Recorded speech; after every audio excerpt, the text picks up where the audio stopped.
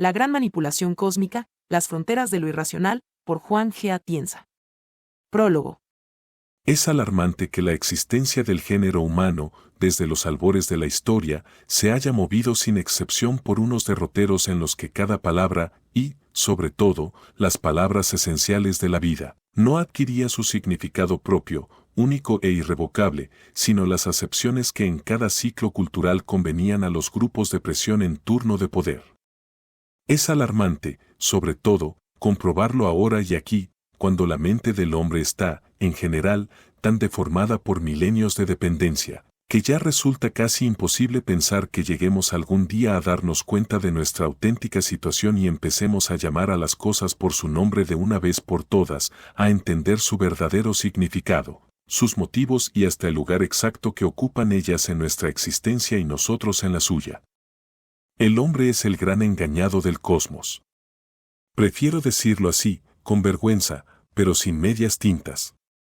Y, diré más, esos somos engañados conscientemente, como si estuviéramos ansiosos de engaño, de dependencia, como si estuviéramos ancestralmente necesitados de que otros, quienes fueran, nos saquen de nuestra radical inseguridad, aunque sea a costa de dominios, de imposiciones y de obediencias que hayan de marcarnos para siempre como esclavos de cuanto, persona o entidad presuntamente celeste, aceptamos como cosa superior, como señora y dueña de nuestras vidas, de nuestro pensamiento y de nuestro mismo destino en tanto que especie zoológica, que es lo que somos.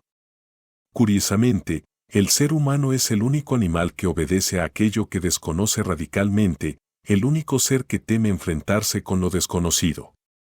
El único que ha convertido en práctica vital y en pan nuestro de cada día ese horrible refrán de la mal llamada sabiduría popular que cuenta que más vale lo malo conocido que lo bueno por conocer. Si nos molestamos en observar el comportamiento de las bestias salvajes, comprobaremos que solo huyen de aquello que saben que les es hostil. Y que, en cambio, se atreven a husmear, tan cuidadosamente como queramos, en lo que desconocen. Parece como si, a todos los niveles vitales, el ser humano hubiera perdido definitivamente el sentido de su propia libertad y se hubiera plegado a todas las fuerzas que le arrastran irremisiblemente hacia la dependencia. Desde el eslogan, horrible y criminal, del «sé libre, vístete con», hasta el voto periódico y presuntamente voluntario en las urnas democráticas, cuidadosa y matemáticamente medido. La vida del hombre discurre sin remedio por las coordenadas de la manipulación, en una tensión constante entre los que necesitan ser condicionados y los que creen a pies juntillas que detentan la autoridad magistral para condicionar irremisiblemente a quienes mantienen debajo de su bota, de su ley o de su credo.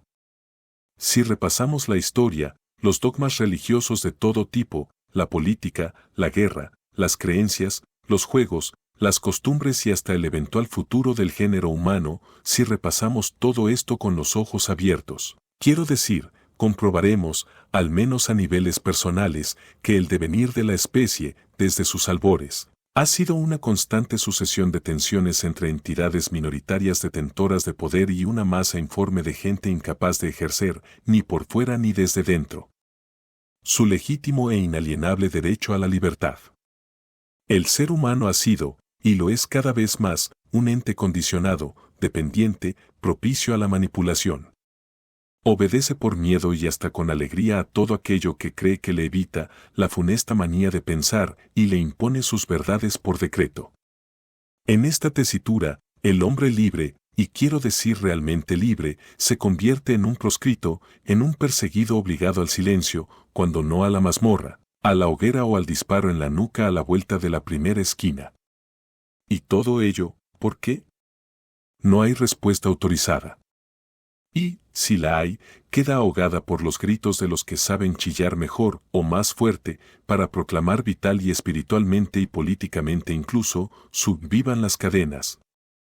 El mismo grito que lanzaba el pueblo al paso de Fernando VII cuando regresaba a sus dominios hispánicos con las intenciones puestas en la restauración de los poderes del sable y de la casulla, a mayor gloria de Dios. No se trata ahora, sin embargo, de buscar los posibles orígenes sociopolíticos de la manipulación. Al menos, yo estoy convencido de que, en esas coordenadas, la manipulación que podemos detectar no es más que el reflejo de otra, mucho más profunda y desconocida, que afecta a nuestra realidad inmediata, a nuestra esencia como seres vivientes, a nuestra concepción cósmica, a nuestras esperanzas de superación y de trascendencia. Más aún, creo que puede establecerse un paralelismo claro y tajante entre esa gran manipulación cósmica que incide en la naturaleza misma del hombre y esa otra, menor, que se ejerce sin que tengamos conciencia clara de las entidades más o menos anónimas de nuestro entorno inmediato que la llevan a cabo. Y pienso que solo entendiendo y asimilando los motivos de esta lograremos vislumbrar las razones de aquella. Por eso he tenido que plantearme un libro de apariencia tal vez extraña, en el que los motivos parecen confundirse eventualmente y del que, de inmediato, yo mismo sería incapaz de dar una definición sobre si es escrito político, histórico o, Dios no lo quiera, religioso. Y no sé siquiera si podría aconsejar a ninguno de sus lectores que lo incluyera entre sus libros fantásticos y fortianos, pero, si lo hiciera, tampoco podría hacerle ningún reproche, porque todavía nadie, que yo sepa, al menos, ha sido capaz de establecer los límites estrictos entre lo aparente racional y lo real irracional. Me explicaré, siquiera sea como advertencia, antes de seguir buscando razones a la sinrazón fundamental.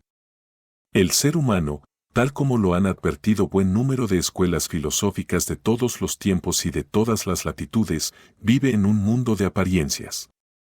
Las propias ciencias lo atestiguan, aunque tan a menudo se revuelvan contra tal aserto.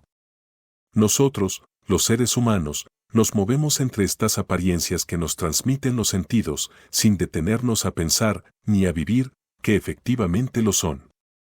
Comprendemos, o creemos comprender, las sensaciones, las tomamos vitalmente como reales, como auténticas e inamovibles.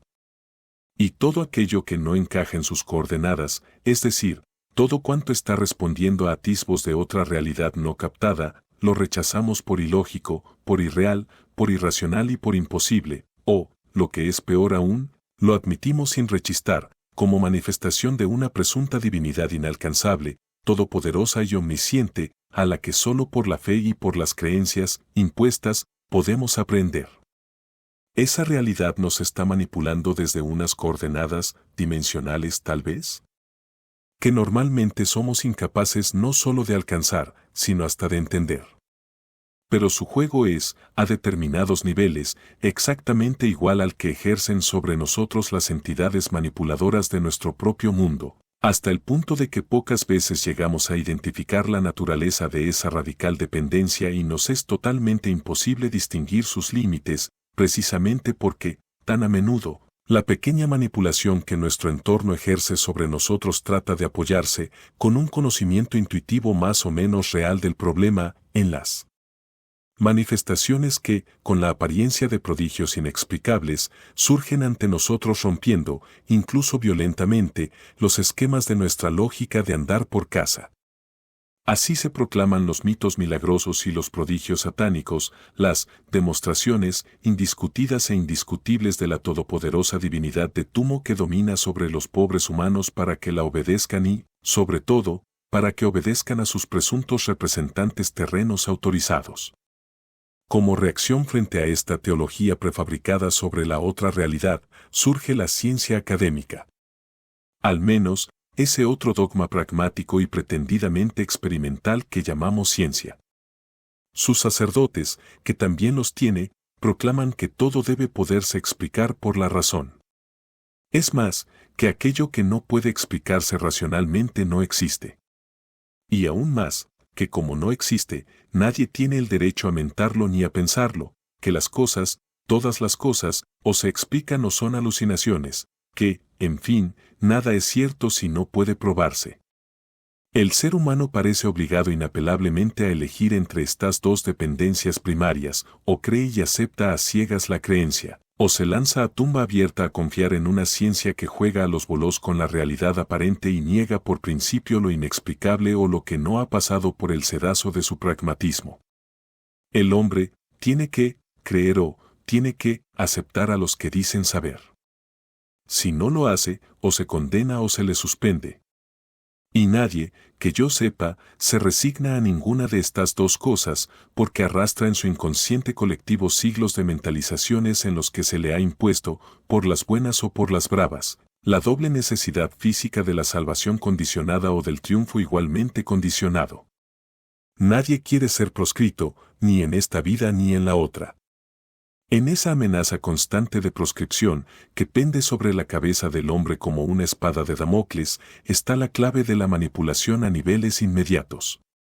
Pero esos niveles, sociales, económicos, científicos, religiosos o simplemente supersticiosos, dando a la superstición sus dimensiones puramente psíquicas, no son, como todo, más que el puro y simple reflejo de otra manipulación que llega desde la otra realidad y que es la que realmente configura y mediatiza el comportamiento humano en tanto que especie, en tanto que categoría dentro del conjunto cósmico. Y aquí sí tenemos que penetrar, querámoslo o no, en el ámbito del misterio, de lo improbable, es decir, de lo que es imposible de probar, de lo sospechado, de lo apenas intuido, de lo que se nos viene encima sin que tengamos la mínima oportunidad de controlarlo, a menos que seamos capaces de superar nuestra propia conciencia y de situarnos en el plano evolutivo inmediato, en contacto y con conocimiento vivido de la siguiente cara de la realidad. El ser humano se ha proclamado, irracionalmente, rey de la creación. Sin embargo, si queremos molestarnos en analizar fríamente la naturaleza de este término, ya de por sí condicionante, veremos que la palabra abarca solo el mundo físico y sensorial que se presenta ante nuestros medios de percepción, un mundo de 3 dimensiones dominadas, habitado por una multitud de entidades que no las dominan. De ahí que, en cierta manera, mandemos sobre ellas gracias a nuestra racionalidad, porque somos capaces de provocar toda una serie de efectos, de acciones y de sensaciones, que son perfectamente incomprensibles para el resto de los seres que nos rodean. Ahora bien, también sobre nosotros, seres humanos, se proyectan hechos que nuestra razón no es capaz de controlar, y mucho menos de explicar. Son los hechos que, por muy reales que los sintamos, se nos plantean como irracionales, aquellos que de ningún modo encajan en los esquemas mentales a los que estamos habituados, aquellos para los cuales no sirve en modo alguno la plantilla de los saberes aprendidos, aceptados y asumidos. Si nos molestamos en comparar estas formas de mediatización con las que ejercen sobre nosotros las fuerzas manipuladoras de nuestro entorno, veremos que guardan un paralelismo perfectamente adecuado a sus fines. Ambas actúan desde coordenadas que, al menos en su apariencia inmediata, no tienen nada que ver con las relaciones, causa-efecto, medio-fin, antecedente-consecuente, sobre las que basamos nuestro comportamiento y nuestro conocimiento. La lógica racional que nos han imbuido desde las alturas de la autoridad, de la enseñanza programada y del poder, no cuenta a la hora de intentar el análisis de esas fuerzas que se manifiestan. Y no cuenta precisamente porque esas mismas fuerzas, secularmente, han previsto a su modo que la raíz de su dominio se asienta en el mantenimiento del engaño de la conciencia humana, en la deformación lógica de unas mentes, las nuestras, que, a menos que realicemos un obligado esfuerzo sobrehumano de ruptura de los esquemas en los que nos han insertado, nos seguirán manteniendo en la mentira secular de una apariencia pura tomada por realidad obligada e inmutable. Voy a tratar, en las páginas siguientes, de plantear la naturaleza y el comportamiento de los elementos manipuladores que actúan sobre nosotros, desde dentro y desde fuera de los ámbitos propios de nuestro conocimiento. Y me gustaría poder mostrar cómo esas manipulaciones se manifiestan igualmente condicionadoras de nuestro comportamiento, vengan de donde vengan, y cómo el ser humano navega durante toda su existencia en un mar de ciegas obediencias que, sin formar en modo alguno parte integrante de su naturaleza, delimitan su libertad de acción y hasta de evolución, conduciéndole por donde quieren las fuerzas humanas y metahumanas que pretenden conformar las conciencias y condicionar los actos en su propio y exclusivo beneficio. Pero no quiero de ninguna manera que este sea un libro en el que nadie consiga vislumbrar el conformismo como única y pasiva solución a las presiones manipuladoras que se ejercen sobre el ser humano. Por el contrario, hay una solución, un camino, o varios, de liberación. El hombre tiene absoluta necesidad de comprender y de asumir lo desconocido y el conocimiento que se le escamotea. Solo puede temerse lo que se ignora radicalmente. Solo se obedece a ciegas lo que se teme. Si logramos vislumbrar la naturaleza de la otra realidad o, excepcionalmente, acceder a ella por voluntad propia, dejaremos de sentirla como fuerza desconocida e incontrolable que nos domina y nos conforma la conciencia sin que podamos hacer nada por evitarlo. No digo que los caminos que voy a apuntar sean ciertos ni únicos. Sería monstruosa por mi parte la pretensión de haber encontrado una piedra filosofal única, cuando ese hallazgo solo puede ser resultado de búsqueda y de encuentro por parte de cada individuo. E insisto en el individualismo, precisamente porque tengo el convencimiento de que la unión en grupos o en sectas, sean del tipo que sean y por más que proclamen a los cuatro vientos la libertad del nombre como intención, como fin y como meta, conforman otra manera de dependencia en la que puede caer cualquiera que no haya desarrollado su voluntad liberadora o su intención trascendente, en primer lugar a niveles personales e intransferibles. No olvidemos que la labor de los grandes maestros de cualquier rincón del planeta no consiste en enseñar, contra lo que el mismo significado usual de la palabra parece indicar, sino en ayudar a que cada cual encuentre libremente su propio camino. Solo en ese sistema de coordenadas de libertad y de individualismo podrá el ser humano hallar el centro de su trascendencia. Y, al hallarlo, estará en condiciones de enfrentarse conscientemente a muchas de las incógnitas que plantea la otra realidad y de encararse con probabilidades de triunfo a la manipulación de que el género humano es objeto, desde el instante mismo de su aparición sobre la faz de la tierra. Porque conocer a los dioses es empezar a dominarlos, y es precisamente esa victoria fundamental del hombre que tratan de retrasar todas las entidades manipuladoras que nos oprimen, intentando evitar nuestra lógica evolución.